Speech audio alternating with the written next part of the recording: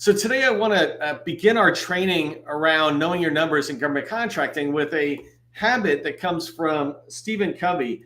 He has a book, 7 Habits for Highly Effective People. Hopefully that comes through the right direction for you. Tell me if it does not in the chat, and I'll change my camera for next time. But habit number 2 is begin with the end in mind. And it pretty much is self-explanatory, right? Begin with the end in mind is this idea of think about where you want to end up. If you're driving somewhere, say, for example, from Washington, D.C., you say, hey, my destination is Portland, Oregon. That the end, I'm keeping the end in mind, and now I'm going to reverse engineer everything else backwards, or I'm going to think about everything after that. But I need to begin with the end in mind. And related to today's trainings, your numbers are the end. If you think about your numbers, and you really begin to understand your numbers, what you're trying to achieve, those goals, then everything else will begin to be a little bit more clear. You'll be able to plan each element as you go backwards. And that's what we're going to talk about today as I drive into the training, because understanding your numbers as a government contractor, it's about understanding your destination. It's about knowing that you're going to be able to achieve that just by planning backwards. And another way I might be able to say this, there's a great analogy out there about the difference between activity and progress. And I teach that you don't want to confuse activity with progress, right? A lot of us talk about this. Activity is one thing, progress is another. And activity is busyness. Progress is moving towards that destination or goal that you set. I wish I had a picture to show at the moment. I don't have it, but there's this analogy using a ladder, this idea, and I think I put it into the details of today's training where I said, make sure that, what did I say? Don't work hard climbing a ladder only to find it's leaning against the wrong wall. And there's this great cartoon that shows this guy, he's on this very tall ladder climbing up to the roof, and he's making really good progress, working hard to climb up, taking risks, doing everything that it takes to climb up a really tall ladder to get to the roof there. And his friends down below just yelling up at him, wrong wall. And there's another building here, and that's the wall he's supposed to be on. And by knowing your numbers, it's kind of the same as knowing the wall you should be climbing. Don't confuse activity with progress towards your goal, which is on the other wall.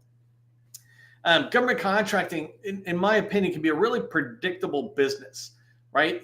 You can look out and see whether you're going to have success or whether you're not going to have success.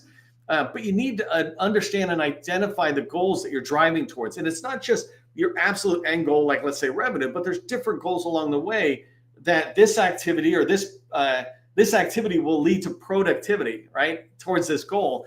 And you need to have those in place. And that's what we're going to talk about in today's training as it relates to just government success by the dollars and cents. And I think I should have put here, since I generally never talk about pennies, I should have said dollars and cents with S-E-N-S-E. But that's what we're going to drive into today. And I'm going to break the training up into 3 sections. The first thing I want to talk about is just understanding the top numbers that are out there, how revenue, sales, and pipeline goals, those numbers all align to each other and help you achieve the success that you want. The second thing I want to talk about is why profit is the key to success and not revenue. Often in government contracting, I hear people talk about how much revenue they're making. And to me, that doesn't mean anything. How much profit are you making? How profitable is your company, right? And then the last one I want to talk about is just an understanding that when you're looking at your goals, these revenue, sales, and pipeline goals, there's numbers that go into it. And basic sales planning around each of those goals requires you to have this understanding of what's possible. If we don't have an understanding of what's realistic, then we're constantly putting ourselves kind of at a disadvantage because we have unrealistic expectations. But when we set these realistic expectations based on this bell curve I'm going to show you, then you really begin to see the progress at the pace it should come, and it really will begin to drive towards where you want to go. If you don't know who I am, my name is Neil McDonnell. I am the president of GovCon Chamber of Commerce. I'm the co-founder of GovCon in a Box, and I want to welcome you to my federal sales training, where I provide tips for success in the federal market, and I provide you an opportunity to network with each other, which is, to me, one of the most fantastic things out there, because you can meet 5 or 10 new people every single day. Every day we pretty much have 100 people registered without any extra marketing, right? And so this is your chance to network without having to go anywhere. I was a small business owner for 20 years in the federal market, And since 2018, I've been teaching people like you that government contracting is not a secret. It's just a process. When we follow a process A to Z, we're going to have repeatable, predictable results. And that's what I want for you. And that's what I really am going to be driving towards as it relates to the goals that you're setting today. Just remember, if you haven't done so already, well, 3 things. Come over to LinkedIn and connect with me for sure on LinkedIn, or just follow me on LinkedIn so that you get notified of future trainings and other things we share. Second thing is, if you haven't already subscribed to the Government Contracting Success newsletter, subscribe to it. It's the largest one related to GovCon in the LinkedIn environment, and it's a place where when you come in, you can hear about all the great stuff we do, including more options or more opportunities for networking with others. The last thing is tomorrow's training, and David Waltz might get mad at me for this one, but tomorrow's training is never attend a matchmaking event again. So come in, figure out why I say such a sensational statement, and you'll see my points on it. And then you'll also see I don't actually knock the matchmaking events. What I'm looking at is, what are your goals and how do you achieve them? Matchmaking events are not magical, they're just an event. Okay, and the last thing I want to do before we dive further into the training is just congratulate the newest companies in the 100 Club. GovCon in a Box, it's a new suite of tools that we provided and stood up. Many of them at the moment are free, and the ones that are free are stay free forever. But the newest companies, H2 IT Solutions, 𝗓𝗏 Space, hopefully I got that correctly, Bolden Precision Consults, I wonder if that's supposed to be consultants. I might have made a spelling mistake. And Sedan Tech. If I'm misspelling or mispronouncing things, let me know. And then I'm actually going to leave these 3 or 4 companies on for tomorrow, because I like to sit there and say who the owners are, and I didn't get a chance to put them in, Camilla. And so I'll get these in tomorrow, so you get double recognition. But these companies, basically the 100 Club means they went in, they found out what they need to do with their SAM and DSPS profile to make sure they're visible to buyers. No magic here. It's just making sure that if a federal buyer wants to find you and they search for you, they can. That's what it means to be in the 100 Club, is you can be found by market researchers. All right, got a lot to talk about. 21 minutes here left, and let's begin with just understanding how the revenue, sales, and pipeline goals that you have align to each other. And I might just stop for a second and just make sure we're on the same page of what these 3 goals are, right? Revenue goal is basically what you're going to report to the government, the IRS, and I'll come back and talk more about that. But that's revenue, that's money in your pocket. Sales goals is the promise of money. So you win a contract, that's sales in government contracting, and that contract is for like a product for purchase or services that go out years. And then the last one is your pipeline goal. This is your opportunities in your sales pipeline. And so these numbers get bigger as they shift to the left. I have a whole separate training that lays out those numbers, the chances or likelihood of you winning at every stage. But for today, I just want to keep it really high, because if you can nail these 3 numbers and see how they align to each other, they're really going to help you drive towards success. So the first one I want to talk about is revenue goals. And I just want to help you understand there's 2 ways of looking at your revenue goal. The first one is gross revenue, and there might be a better term, but it's a really good, simple term. Gross revenue is how much revenue do you actually recognize in 2025, let's say. In 2025, customers paid you $1 million. So your gross revenue is $1 million. That's money in the pocket. You've got all sorts of other accounting terms you can use, but none of them matter, because the money you report to the IRS is the money that's in your pocket, in your bank. And so that's one goal that you could set. Let's say next year I say, hey, I want to hit a $10 million revenue goal. That means I want to have to report to the IRS I got $10 million in revenue. The other number could be an annual recurring revenue number, or for services, this is really good. So remember a minute ago, I just said gross revenue, I want a $10 million goal. That means by the end of 2025, I have brought in $10 million into my bank account. The ARR goal, or annual recurring revenue goal, is I want to be at a $10 million run rate, meaning every single month I'm billing enough that I'm basically a $10 million a year company. So maybe I didn't hit a $10 million a year company in January or June, but by December, I've done everything I need to throughout 2025 to now be billing the government or prime contractors, right? Billing my customers at a high enough amount that I'm bringing in $10 million annual recurring revenue. It doesn't mean in 2025, I brought in $10 million. It does mean now I'm on track to bring in $10 million or more in 2026.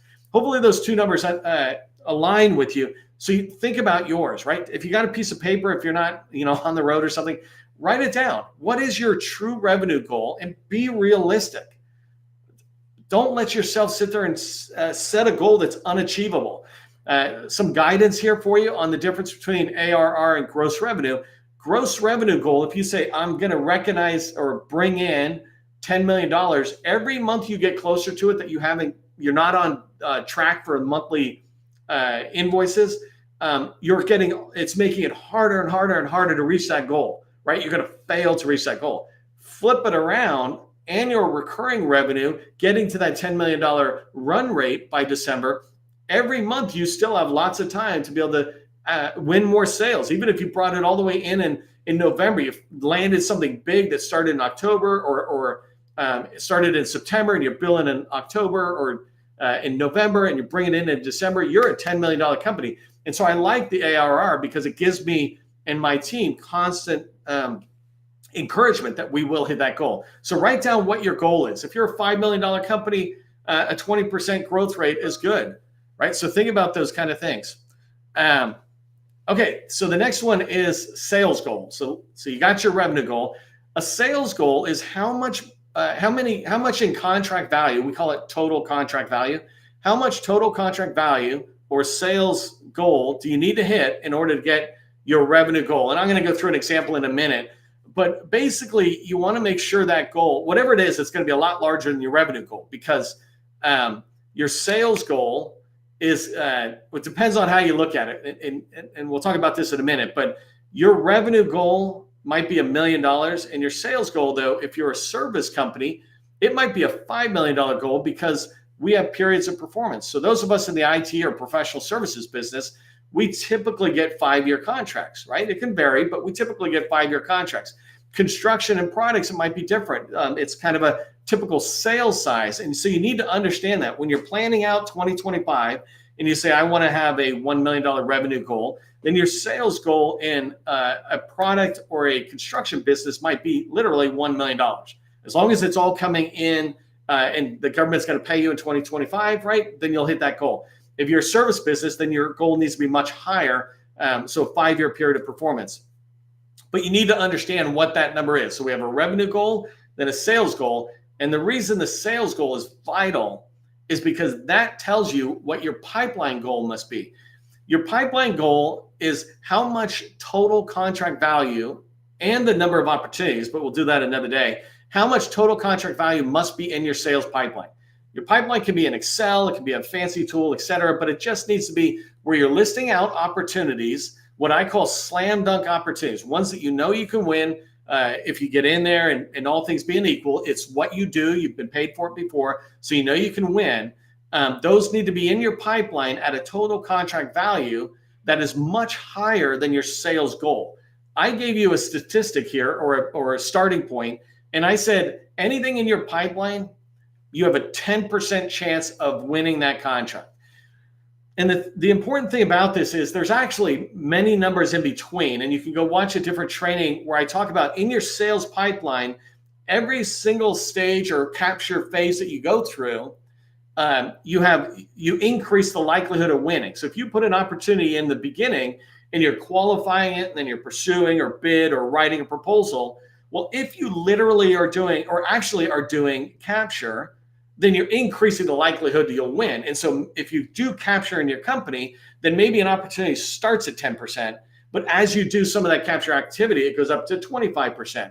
Whatever it is, again, I do lots of training on that where you can look at the actual numbers on what you should do. But for today, I say 10% might win a contract. And let me show you what this looks like. So if I set my goals for next year, and this is, literally one of my customers has this as a goal, we're 2025 net new revenue goals. So what this means is they're already making, let's say, $5 million and expect to make that $5 million next year. They want to grow by $2 million net new. And the reason net new is important is because if they had $5 million in 2024, but it went down to 4 going into 2025 because one contract was done, then it would actually mean I need to get $3 million. You need to learn these terms. But for today, let's just say the net new goal is $2 million. That's my revenue goal is $2 million. That's coming from my sales. And I back it up and I say, well, if I'm a typical service-based business and my average sales size for service contracts, let's say I do IT support, and I can get a $2.5 million contract as a typical sales size, then I need 4 of those to make $10 million. And since I have a 5-year period of performance, 2 million times 5-year period of performance equals 10 million. 10 million is my sales goal. Are you following along with those numbers there? This idea that if I want to make $2 million and my typical sales size is 2.5 million, I need to make 4 sales in order to make $10 million, which is multiplying by the 5-year period of performance. So hopefully that part made sense. And now let's talk about your pipeline. I said 10%, right? And in this customer that I'm talking about, they actually have $309 million of pipeline value in their pipeline at the moment, or total contract value in their pipeline. With them, I'm actually encouraging them to reduce their pipeline to make sure they're focused on the opportunities that are most likely to win. But if I say that in my pipeline, if I find all these opportunities and I put it into my sales pipeline, again, could be a spreadsheet if you're new, but if I put it in there, then of all these opportunities, I will win 1 out of 10, right? If you go after what you're good at, that's a good number, right? Eventually you want to get that number much higher, up into 25%, 30% kind of thing. But 1 out of 10 means if my sales goal is 10 million, then I need to 10x or 10 times that 10 million, which gets me $100 million. The reason these 3 numbers are very important is because they begin to help you measure things. Do I have opportunities that are in my pipeline that will get up to this stage? Is my pipeline overloaded with 25 million or $50 million total contract values, which it makes it unlikely I'm going to win, right? And I have a whole separate training where I talk about how to break your pipeline down. So I'm not doing that today, but I actually might bring it back again in the next few weeks.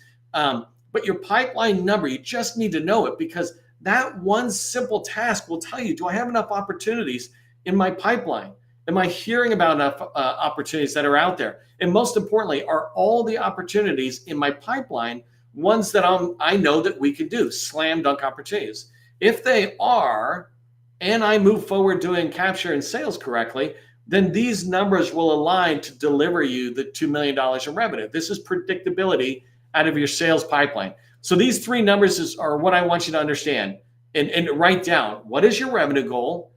If you understand your typical sales size, right, then you can determine your sales goal, right? So if your products, if you're doing products, another thing, by the way, to keep in mind is, and we'll talk about profit in a minute, but this number might change if you're a product company. If you're a product company, maybe you don't set it as revenue goal, but how much net revenue do I want? So if I sell $100,000 to the government, but 90,000 goes to the manufacturer, then I have 10,000, which is fine, but then you're changing your numbers up a little bit. So have these 3 numbers in there.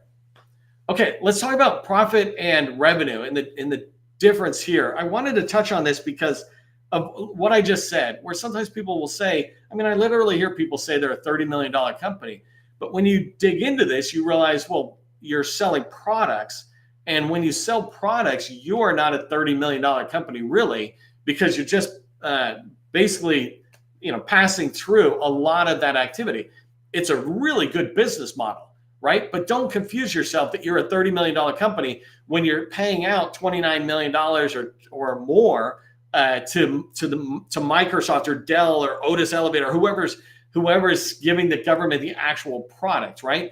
What is the revenue you get in? We call that, you can call it a lot of different terms, net new revenue or gross revenue. But you have the cost of doing business, that cost of that product that has to be paid. And in services business, that's fine. But sometimes we sit there and focus on the revenue, but the revenue can confuse us, right? It can make us think we're bigger than we're not. But when you focus on profit, that's a bigger deal. I put here, when you think about it, right? Would you rather be a $100 million revenue company making $2 million in profit, or a $5 million company making $1 million in profit?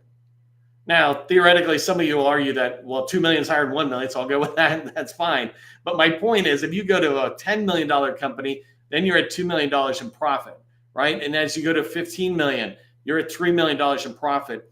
You can figure out how you want to put these numbers in here, but there's a lot to be said for the profit, because the profit is what helps you grow. And we'll dig into that a little bit more in a second.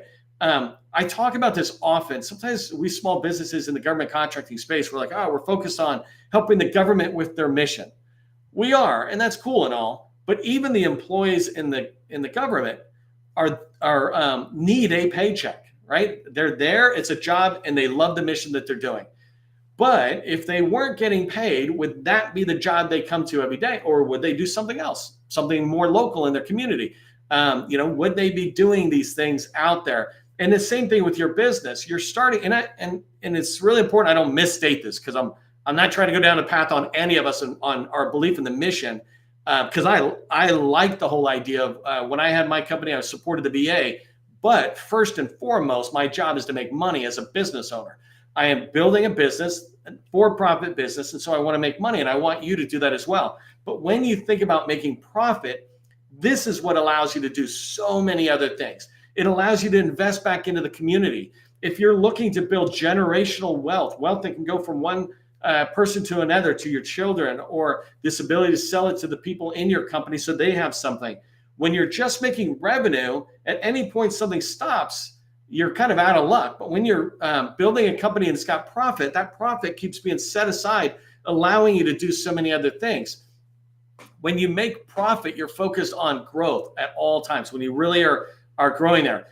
When you focus on just revenue, sometimes we get overly committed to survival. We got to stay at this stage. We got to stay at this stage. But we don't understand, because we're just focusing on the revenue, we're hemorrhaging money over here.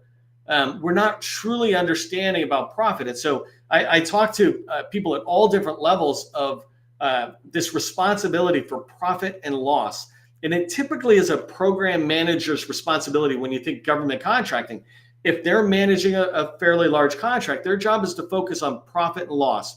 How are we maximizing our profit, right? Never at a disservice to the customer, but how are we maximizing our profit and minimizing our loss? A great example is if we have a contract for services and we're not putting people on the contract because we're not able to hire them, then we're losing money. We maximize the profit from that contract immediately just by getting billable people on there and doing good work, right?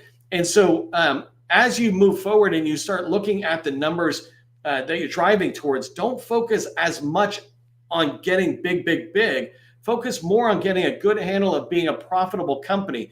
This is how I describe, by the way, when making money, we want to do it in 3 stages. Feed yourself, get fed by others in your company, then grow. In that middle portion, if you have a decent profit margin, then you're going to be able to sit there and grow, meaning you as a business owner or you as some leaders can come off and do sales and interact with the customer at a much higher level, while the billable people are taking care of making sure the company is getting money and it's profitable, et cetera. So really important focus on this. Think about your company right now. Are you making profit? Do you even understand where you're at from a profit standpoint over revenue? Profit is, and this could be a debatable subject out there. I'm not interested in debating it, but for me, profit is king. This came back from even back in the 80s when I was growing up in the Apple revolution, if you will, the Macintosh revolution. This guy Kawasaki, he wrote a book called Be Impatient for Profit, Impatient for Growth. And revenue is just another way of saying growth, right? But be impatient for profit. Otherwise, what's the point of being in business if the company is not making profit, which is the way you make money? You don't make money by covering the costs. Okay, let's cover this last part that I wanted you to understand, because this part is really important on understanding expectations out there. I said set a revenue goal, right? And set a sales goal, and then set your pipeline activity. Well, when you do that and you start doing sales activity, capture, reaching out and talking to people, et cetera, this bell curve is something very important for you to understand. And if you've seen it before, just see it again and begin to understand it, because I'm going to give a little twist on it even more. But for everybody who hasn't seen it before, let me just say really quickly, down the center is the midway point of the bell curve. 50% of the people on the right-hand side, the late majority and the laggards is what we call them, those people will not take a meeting with you. They will not buy from you, and they will not take your call even, right? They're just not going to work with you. Doesn't matter whether they're a small business, they're a large business, or the government. They will not work with you. 50% of the people will not want to do what you want them to do. The sooner you recognize that, the sooner you realize they are no's and the people on the other side are yeses. And you need yeses and no's in sales. The early majority, put them down as a no. The early majority are the people who will work with you once you've got all sorts of solid past performance. Early majority is like a bank who says, hey, happy to lend you money. As soon as you have money, I'll give you money. All right, thanks, bank. And so early majority from a customer standpoint, or large business primes or large prime contractors, et cetera, those people will work with you, but only once you've demonstrated so much to other people. So the people you really want to be targeting out of 100% or 100 people are 16 people at this other side, innovators and early adopters. And the difference between these two, innovators will work with you the minute you call them. If you call them, they'll take a meeting and they'll talk to you. Of those people you talk to, 2.5% will say, let's keep talking more. Let's move this forward, develop a relationship. Of those people you have a relationship with, 2.5 will lead to the goals you want. Early adopters will work with you for sure, but they need an introduction from innovators, right? If you think about an Apple iPhone, the innovators are the people who buy it and they don't care. And they're the ones that figure out there's a bug with the antenna and it doesn't quite work well. And the early adopters are like, I'm getting that new phone, but I'm just watching the innovators for a second to see what they experience, but they're going to work with you. When you understand this, you have this good expectation that 16% of the people out there will help you reach those sales and revenue goals you have set. But when you keep trying to work with the 84% that are basically no's, then you're working in an area that is not going to deliver you what you want, the results you need. Here's what I want you to just go do from today's training. Take a second before you do anything else. Take the next 30 minutes, unless you got a meeting scheduled. Determine what your 2025 revenue goal is. Set it down now. This is vital because you're in 2024. Still got 6 months basically in 2025, I guess 5 months, but you're in 2024. So now set a sales goal for 2024. It doesn't mean you're going to hit all of your sales goal that you need for 2025 revenue, but set that goal and you'll be driving towards it. But you need a 2025 revenue goal and a 2024 sales goal. When you have those two goals set, look at your sales pipeline. Again, however you store the opportunities and track the opportunities, look at them and go, first, are they all slam dunk? And second, are there a sufficient amount of opportunities in my pipeline to hit my 2024 sales goals? If there are not, then you will never hit your revenue goals. If there are not, you will know to just go add some more. And you can take your time. It doesn't mean it has to be done right away. What has to be done right away is your realization on these three numbers. Do I know my numbers? Because they will lead to the activity I will do. Okay, out of time, so let me end on time. Just wrap up with government contracting is not a secret. It's just a process. What I taught you was just one small part of the process. Go watch my previous trainings and you'll see me break out everything I said today in full 30-minute training. So go check that out. I will see you in the next training.